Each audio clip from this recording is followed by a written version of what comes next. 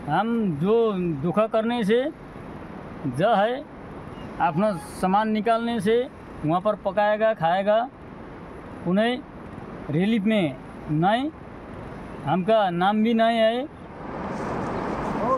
গ্রামবাসীর অভিযোগ তিস্তার ভাঙনে বহু পরিবার আজ আশ্রয়হীন হলেও পরিস্থিতি নিয়ন্ত্রণে এখনো পর্যন্ত নেওয়া হয়নি কার্যকর কোনো পদক্ষেপ। আর তাই অবিলম্বে সরকারের পক্ষ থেকে তাদের স্থায়ী বসবাসের ব্যবস্থা করার দাবি তাদের। এক চাপের মধ্যে নদীটা বাড়িটা পড়ে যাবে, তো আমরা সব মাল টাল সরিয়ে নিয়েছি, আমরা এখন কি করব? এটা একটা ছবি করে দেখেন, ছবি করেন, এটা যদি বাই চান্স খেয়ে যায়, এখানে মনে করেন 10 মিটার হবে আছে, এটা ভেঙে গেলে পুরো গাঁওটা সব চলে যাবে। এদিকে গেল কয়েকদিনের লাগাতার বৃষ্টিতে এখনো অব্যাহত রয়েছে নদী ভাঙন। ইতোমধ্যেই ডিভিসি, ফারাক্কা সবাই জল ছাড়া শুরু করেছে, যার জেরে দেখা দিয়েছে প্লাবনের আশঙ্কা। এতে আতঙ্কিত হয়ে পড়েছেন সদী তীরবর্তী মুর্শিদাবাদের বিভিন্ন এলাকার বাসিন্দারা। ফারাক্কা বাঁধ প্রকল্প সূত্রের খবর, বিহার ও ঝাড়খণ্ডে একটানা ভারী বৃষ্টিপাতের কারণেই ফারাক্কা বাঁধ প্রকল্পের পানির স্তর বৃদ্ধি পেয়েছে। আর এ কারণেই পানির চাপ বাড়ায় বাঁধ বাঁচাতে বাধ্য হয়েই খুলে দেওয়া হয়েছে ফারাক্কা ব্যারেজের সবগুলো গেট। পানি যেভাবে বাড়ছে তাতে নতুন করে প্লাবিত হওয়ার শঙ্কায় রয়েছে বহু এলাকা। গেল 15 দিন ধরে গঙ্গার পানির স্তর বাড়তে থাকায় শমশেরগঞ্জ ও প্রতাপগঞ্জ পঞ্চায়েতের বিভিন্ন গ্রামে নতুন করে নদী ভাঙন শুরু হয়েছে। এরই মধ্যে নদীগর্ভে চলে গেছে বেশ কয়েকটি বাড়ি, ফলে সর্বস্ব হারিয়ে গৃহহীন হয়ে পড়েছে বহু পরিবার। এ অবস্থায় কবে নাগাদ এ সমস্যার সমাধান হবে সেদিকেই তাকিয়ে বানভাসী এবং নদী তীরবর্তী এলাকার অসহায় মানুষ। এখন পশ্চিমবঙ্গ। 1 সেপ্টেম্বর থেকে সাধারণ ক্ষমার আওতায় দেশে ফিরতে পারবেন সংযুক্ত আরব আমিরাতে অবৈধভাবে বসবাসরত অভিবাসীরা। পাশাপাশি ভিজিট ভিসায় আরব আমিরাতে যাওয়া অভিবাসীরা পাবেন বৈধ হওয়ার সুযোগ। জেল জরিমানা ছাড়া দেশে প্রবেশের এই সুযোগ নিতে পারবেন বাংলাদেশি অভিবাসীরাও। বিস্তারিত জানাচ্ছেন কামরুল হাসান জনি। করোনা পরবর্তী সময়ে ভিসা উন্মুক্ত করে দেয় ভিজিট ও অন্যান্য ভিসায় আরব আমিরাতে প্রবেশ করেন হাজার হাজার বাংলাদেশি। অনেকে ভিসা পরিবর্তন করে কাজের সুযোগ পেলেও বেশিরভাগেরই ভিসার মেয়াদ ফুরিয়ে যায়। এতে দেশটিতে অবৈধ হয়ে পড়েন কয়েক হাজার বাংলাদেশি। গেল আগস্টে দেশটিতে আটকে পড়া সমস্ত অবৈধ অভিবাসীদের জন্য সাধারণ ক্ষমা ঘোষণা করে সংযুক্ত আরব আমিরাত। 1 সেপ্টেম্বর থেকে শুরু হচ্ছে সাধারণ ক্ষমার এই কার্যক্রম। এতে করে মেয়াদ উত্তীর্ণ, অনিয়মিত ও কাগজপত্রবিহীন অভিবাসীরা জেল জরিমানা ছাড়াই নিজ দেশে ফিরতে পারবেন। সুযোগ থাকছে বৈধ হওয়ারও। যারা হচ্ছে এখানে আনডকুমেন্টেড কোনো কারণে হয়ে গেছে, যাদের ভিসার মেয়াদ শেষ হয়ে গেছে বা 1 সেপ্টেম্বরের মধ্যে ভিসার মেয়াদ শেষ হয়ে যাবে, তারা এখানে এই সুবিধার আওতায় বৈধতা পাবেন। তামিম বা নিয়োগকর্তাদের কাছ থেকে পালিয়ে যাওয়া ব্যক্তিদের জন্যও বলবৎ থাকবে সাধারণ ক্ষমা। এছাড়া প্রয়োজনীয় কাগজপত্র সরবরাহ করলে অবৈধ অভিবাসীদের ট্রাভেল পারমিট দেবে কনসুলেট। ট্রাভেল পারমিট পেলে সংশ্লিষ্ট ইমিগ্রেশন থেকে সংগ্রহ করা যাবে এক্সিট পারমিটও। এক্সিট পারমিট পাওয়ার 14 দিনের মধ্যে দেশে ফিরতে হবে অভিবাসীদের। সাধারণ ক্ষমা চলাকালীন এক্সিট পারমিট নিয়ে দেশে গেলে কোনো প্রকার নিষেধাজ্ঞার আওতায় পড়বেন না অনুপ্রবেশকারী। সাধারণ ক্ষমা চলাকালীন সময়ে এক্সিট পারমিট নিয়ে যারা যাবেন তাদের ক্ষেত্রে কোনো ধরনের ব্যান নেই, নিষেধাজ্ঞা নেই, তারা দেশে আবার আসতে পারবেন। সাধারণ ক্ষমা চলাকালে সবচেয়ে বেশি প্রয়োজন হয় বৈধ পাসপোর্টের। বাংলাদেশি অভিবাসীদের আটক থাকা 1300 পাসপোর্ট ইতোমধ্যেই কনসুলেটের কাছে হস্তান্তর করেছে স্থানীয় ইমিগ্রেশন অফিস। পাসপোর্ট উইংয়ে লোকবল বাড়ায় নিজেদের প্রস্তুতি নিয়ে সন্তুষ্ট দুবাই বাংলাদেশ কনসুলেট। তবে যারা বৈধতার আবেদন করবেন তাদেরকে প্রথমে 6 মাস মেয়াদী চাকরির সন্ধানী ভিসা দেবে আরব আমিরাত। এ সময় প্রতিষ্ঠান বা নিয়োগকর্তার মাধ্যমে বৈধতা অর্জন করতে হবে প্রার্থীকে। এজন্য শ্রমিক সংকটে থাকা প্রতিষ্ঠানগুলোকে এগিয়ে আসার আহ্বান জানিয়েছে কনসুলেটের লেবার কাউন্সিলর। আমাদের প্রচুর সংখ্যক বাংলাদেশি যাদের পাসপোর্টের মেয়াদ নাই বা হারিয়ে গেছে, পাসপোর্ট লাগবে। আর শ্রম কল্যাণ উইংয়ের পক্ষ থেকে আমরা ট্রাভেল পারমিট ইস্যুর বিষয়টি খুব গুরুত্ব সহকারে দেখছি। আমি একটা ফ্লো চার্ট তৈরি করেছি, যাতে এই ফ্লো চার্টটা দেখে কোথায় কিভাবে সেবা পাবেন, খুব দ্রুত সময়ে সেবাটা পাবেন, সেই লক্ষ্য নিয়ে শ্রম কল্যাণ উইং আমরা কাজ করছে। 1 সেপ্টেম্বর থেকে শুরু হতে যাওয়া এই সেবা গ্রহণের জন্য মেয়াদ উত্তীর্ণ ভিসাধারীদের যেতে হবে সংশ্লিষ্ট ইমিগ্রেশন সেন্টারে। এরপর ইমিগ্রেশনের নির্দেশনা অনুযায়ী সরকার অনুমোদিত টাইপিং তহসিল বা আমির সেন্টারে যাওয়ার পরামর্শ দিচ্ছেন সংশ্লিষ্টরা। কামরুল হাসান জনি, এখন, সংযুক্ত আরব আমিরাত। শেষ করছি এখন সকাল। এখন টেলিভিশন ওয়েবসাইটে দেখতে ভিজিট করুন www.এখন.tv। এখন টেলিভিশন ফেসবুকে দেখতে ভিজিট করুন facebook.com/tv.এখন এবং ইউটিউবে দেখতে ভিজিট করুন youtube.com/c/echontv।